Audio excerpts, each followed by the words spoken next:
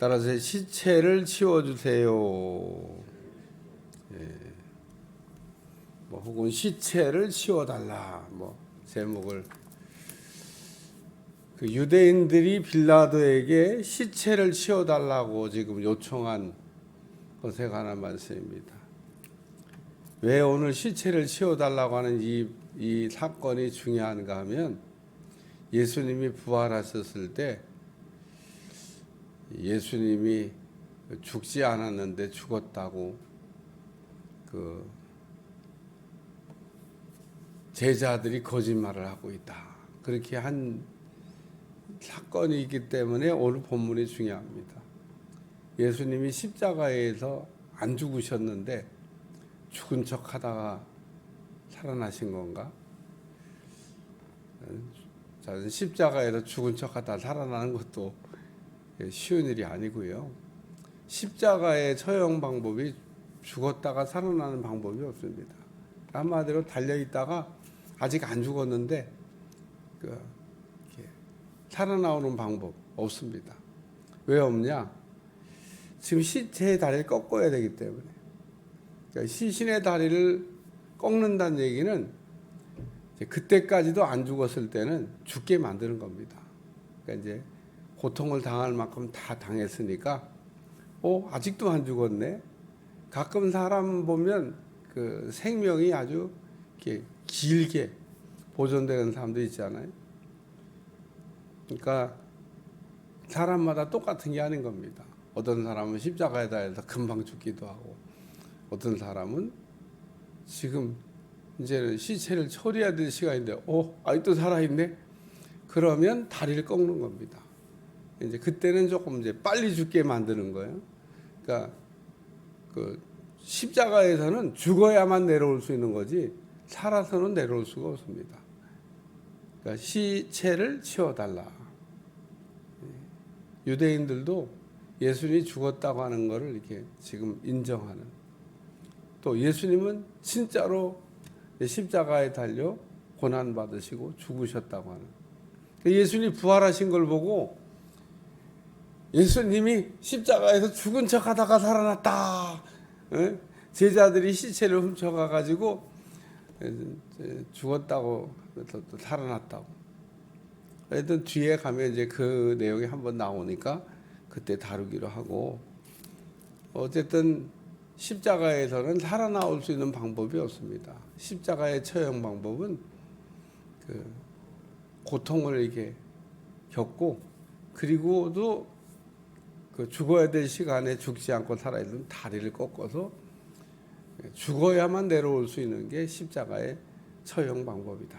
그래서 빌라도에게 다리를 꺾고 시체를 치워달라. 이 다리를 꺾고 시체를 치워달라고 하는 얘기는 확인 사살해달라는 겁니다. 죽은 거를 확인해달라. 안 죽었는데 살아서 내려오면 안 되니까 다리 꺾어서, 그러니까 진짜 죽여서 그 시체를 치워달라. 그래서 오늘 첫 번째 말씀은 그 군인들이 가가지고 예수님과 함께 못 박은 첫째 사람, 둘째 사람 다리를 꺾고, 예수님께 이르러서는 보니까 이미 하나님 앞에 가셨어요. 돌아가셨습니다. 그래서 다리를 꺾지 아니하고, 그 중에 한 군인이 창으로 옆구리를 찌르니 곧 피와 불이 나오더라. 그러니까 다리를 꺾지 않았다고 해서 그냥 이렇게 십자가에서 내린 게 아니고, 이것도 역시 마찬가지로 죽었는지를 확인한, 옆구리 찔렀는데 꿈틀 이렇게, 그러면 이거 살았구나. 다리 꺾죠. 그런데 창을 옆으로 찔렀는데 물과 피만 쏟으시고, 예수님은 이미 그 다리를 꺾을 이유가 없이 죽으셨다. 그 얘기인 겁니다. 그래서 예수님이 죽은 척하다 살아났다고 하는 이야기는 그 오늘 본문의 내용으로 볼 때 예수님이 어떻게 십자가에서 우리 위해 고난 받으시고 죽으셨냐라고 하는 것, 또 유대인의 처형 방법을 우리가 조금 안다면, 왜? 다리를 꺾어서 죽인 걸 확인하기 때문에. 근데 예수님이 이미 죽으셨기 때문에 다리를 꺾지 아니하고 옆구리를 찔러 본 겁니다. 그래서 예수님이 죽은 걸 확인하고 예수님 다리를 안 꺾으셨다. 그래서 창으로 허리를 이렇게 찔리신 겁니다. 예수님은 손과 발에 못자국, 옆구리에는 창자국이 계신 분이 예수님입니다. 머리에는 가시면류관, 머리에는 가시면류관을 쓰셨고, 그리고 손과 발에는 못이 박히셨고, 또 창으로 허리를 찔리셨고. 그래서 이사야 53장에 보면 그 예수님의 십자가의 죽으심의 고난이 우리에게 어떤 영적 유익을 가져다 주는지에 대한 내용을 자세하게 기술하고 있습니다. 여러분들이 집에 가서 이사야 53장, 예수님이 십자가의 고난 받으심을 통해서 우리의 그 어떤 문제가 해결됐나 자세하게 나옵니다. 그래서 예수님은 이렇게 창으로 이게 찔리셨다고 하는, 예수님의 죽음을 확인한 겁니다. 예수님은 죽었다가 살아나셨는데 완전히 죽으셨다가 다시 살아나신 겁니다. 두 번째 말씀은 그 성경을 응하게, 여기 36절에 보면 그 뼈가 하나도 꺾이지 아니하리라 한 성경을 응하게 하려 함이라. 그래서 지금 뼈가 꺾이지 않은 것도 예언의 성취라는 겁니다. 예수님은 다리를 꺾이시면 안 돼. 꺾이지 않아야 된다고 예언이 되어 있는데 그 예언의 성취로 예수님 다리가 안 꺾이신 겁니다.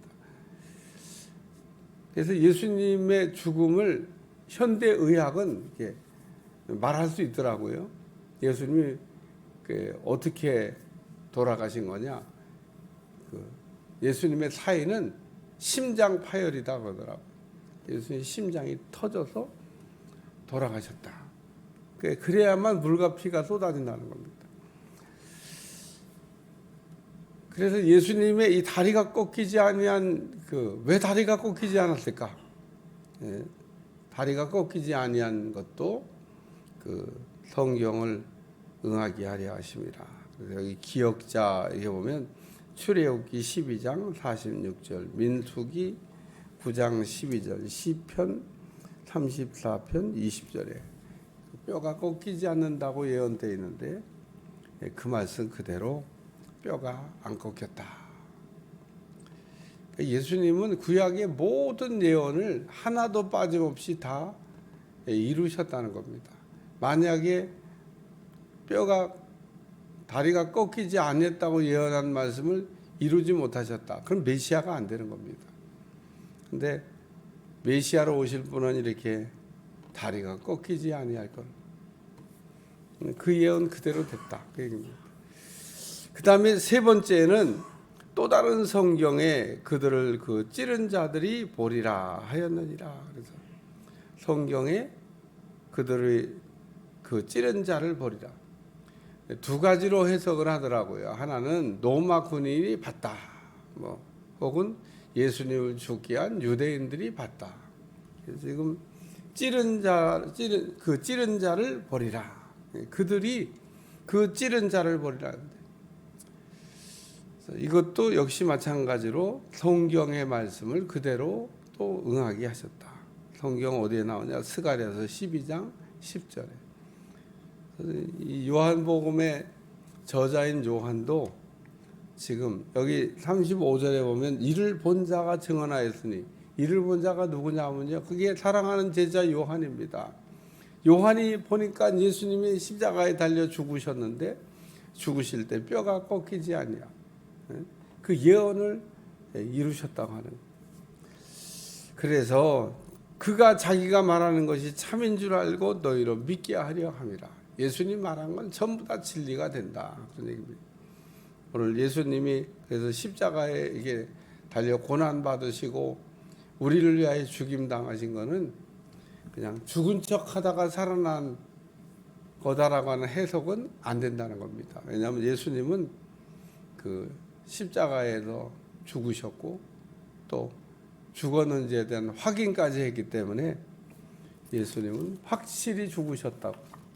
왜 예수님이 확실히 죽으셨다는 내용을 이게 제가 지금 강조하냐면, 예수님이 그냥 죽었다가 죽은 척하다 부활하신 게 아니고 진짜 죽으셨다가 부활하셨기 때문에 이제 곧 예수님의 부활에 관한 말씀을 이게 듣게 될 텐데, 예수님이 그냥 십자가에서 어떻게 좀 생명이 보존돼 있다가 죽은 척하다가 살아나신 게 아니다, 그런 얘기입니다.